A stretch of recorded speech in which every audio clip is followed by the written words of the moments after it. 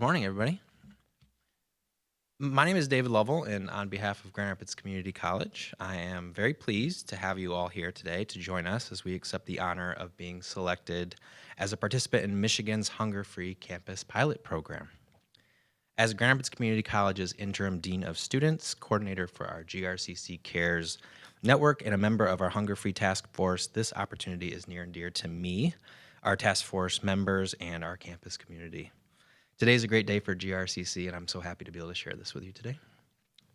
I have the pleasure this morning of introducing you to our Provost and Executive Vice President of Academic and Student Affairs, Dr. Sheila Jones, for remarks. Dr. Jones.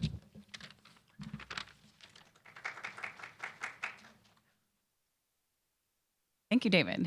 And it's truly a pleasure to join all of you today and celebrate GRCC being chosen as part of the one-year pilot Hunger-Free Campus program. In living our mission as an open access institution to prepare students to achieve their goals and contribute to our community, GRCC values our students' well-being. We know that students need to have real-life resources to ensure they're healthy and have a safe place to live and to study. We also know that, in addition to academic success, financial security is an imperative for them and their families. Often, this is what motivates many to obtain a degree in the first place, to secure their future and their livelihood. To that end, GRCC has done a lot of great work over the last 7 years to support students in meeting their basic needs. We have greatly expanded our food offerings to students by investing in resources to sustain a food pantry. Students can visit the pantry regularly throughout the semester when they are enrolled in at least one class. We have approximately 250 students per semester using this food pantry, and all students have access to our snack pantries around campus. Additionally, our campus dining partner, Creative Dining, works hard to ensure our students have affordable access to healthy options that they want to eat on campus. They carefully consider any increase to menu prices and seek students' input on menu items. We are excited for this opportunity to determine how to increase access further for students in need of a meal while they're here with us on campus for breakfast, lunch, or dinner. Our students themselves have gotten involved to support their peers and lend their voices too. Over the last few years, the GRCC student government has supported the student food pantry and worked to advocate for student food security. They've helped promote data gathering and student feedback to inform GRCC decision makers on what programs students need the most. We are beyond excited for this opportunity to expand awareness to the campus and community about how GRCC currently supports students and look forward to making our dream for a hunger-free campus for all students a reality. It's now my pleasure to introduce Jay Lyon, Advocacy Organizer for Swipe Out Hunger. Thank you.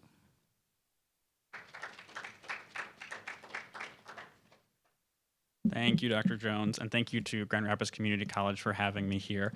I cannot express how thrilled I am to be here today.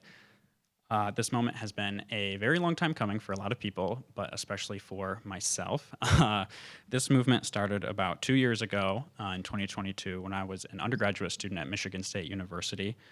In the fall of 2022, as a group of students, we reached out to Swipe Out Hunger about bringing their legislation, the Hunger-Free Campus Bill, to Michigan. Since then, students and campus leaders across the state, with the support of Swipe Out Hunger, have been championing this program and leading conversations about what needs to be done to support students' basic needs.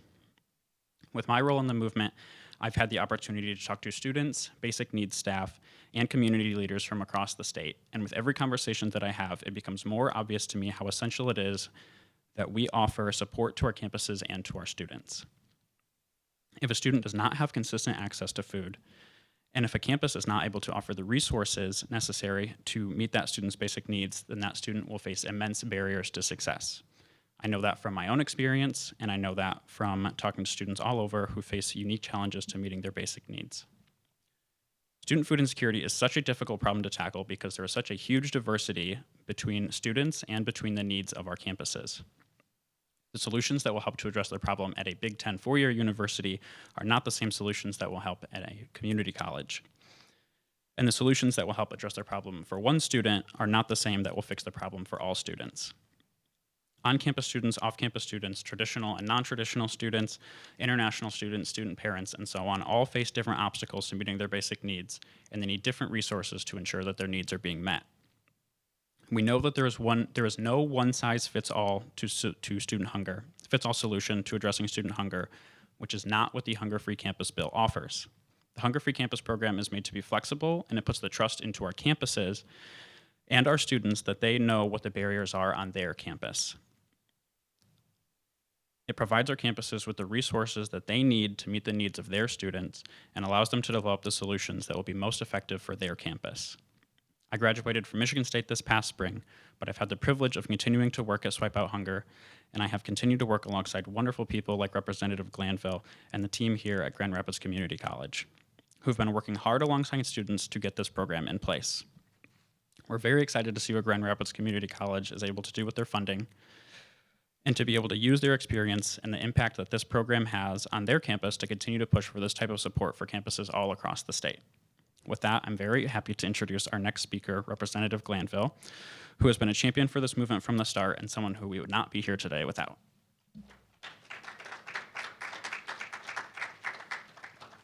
Thank you, Jay, and thank you everyone who's here today and who's supporting students across this campus and across the state. You know, before I get too deep into it, I always have to say my thank yous, otherwise I forget.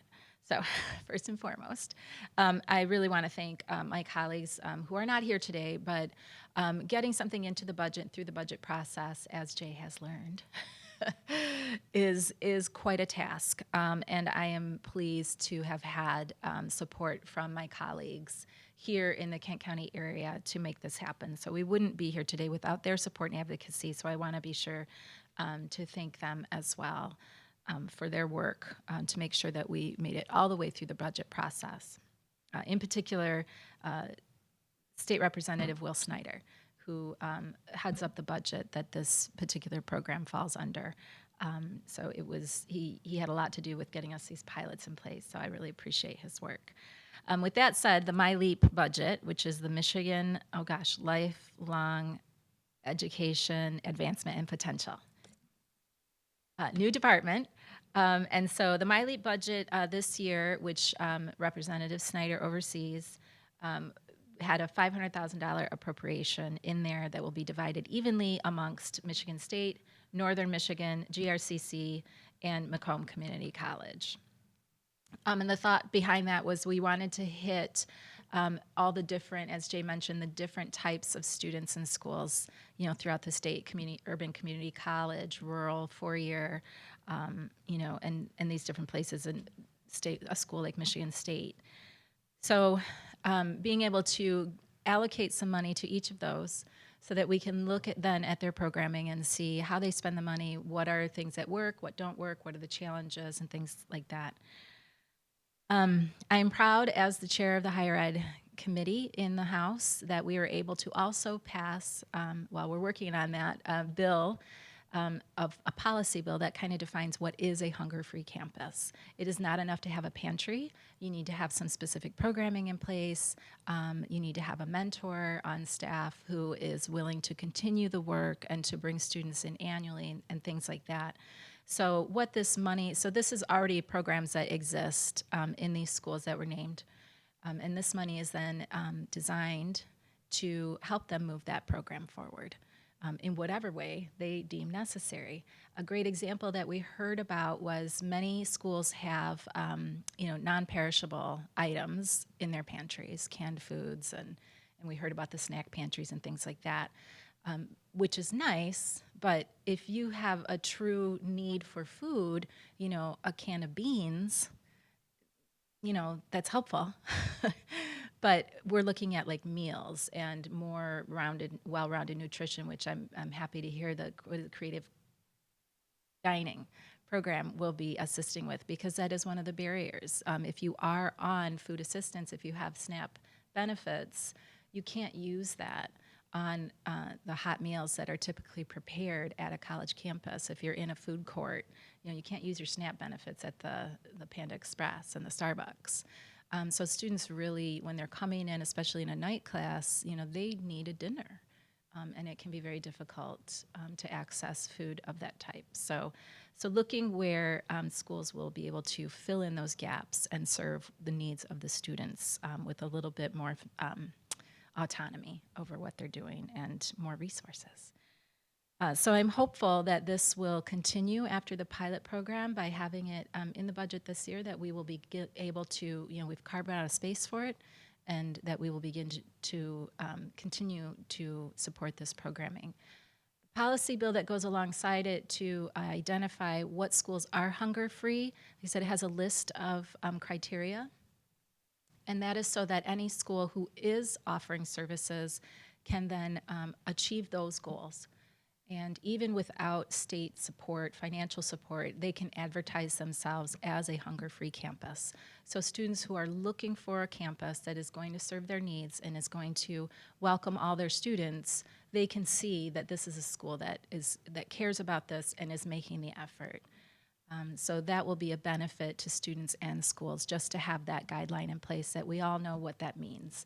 And I can't thank the students of Swipe Out Hunger enough. It's been just a joy to work with them. As a former educator myself, I always the opportunity to work with students and help them move forward and help them develop leadership skills and problem solving, put their problem solving skills to work. It's such a treat for me. And so I'm just thrilled that I was able to work with these students and that we were able to get this done. So with all of that in mind, I am very proud to be announcing that our Grand Rapids Community College will be receiving $125,000 in support of their Hunger Free Campus initiative.